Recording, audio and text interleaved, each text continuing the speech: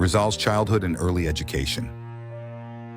Presented by Deck Cadet Tanudtanud, Salamida, and Noel.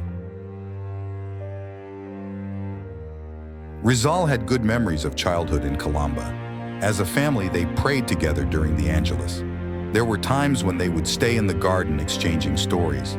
It was in this garden where he learned to appreciate nature. Rizal's childhood was full of love and care shown to him by his parents and siblings.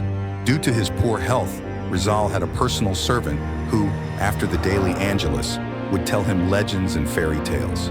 These stories made him become interested in myths and folklores. As a young boy, Rizal demonstrated intelligence and learned easily. His first teacher was Doña Teodora, who taught him how to pray.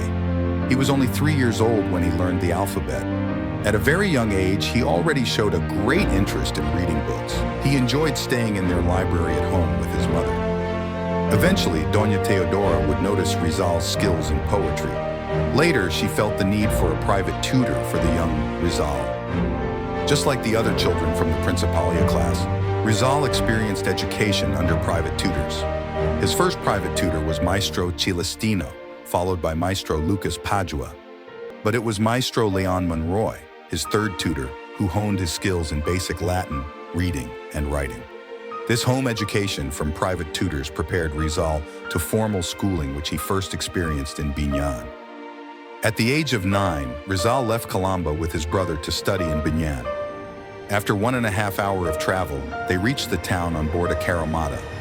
They went to the house of their aunt, where Rizal stayed for more than a year. Before leaving his brother, Paciano introduced Rizal to the teacher, Justiniano Aquino Cruz, who was also Paciano's former teacher. The class, as described by Rizal, was in a nipa house, about 30 meters away from his aunt's house. Every day, Rizal would wake up early and either hear Mass at 4 o'clock in the morning or study his lesson first and go to Mass after. After returning home, he would take breakfast and go to class, from which he would come out at 10 o'clock.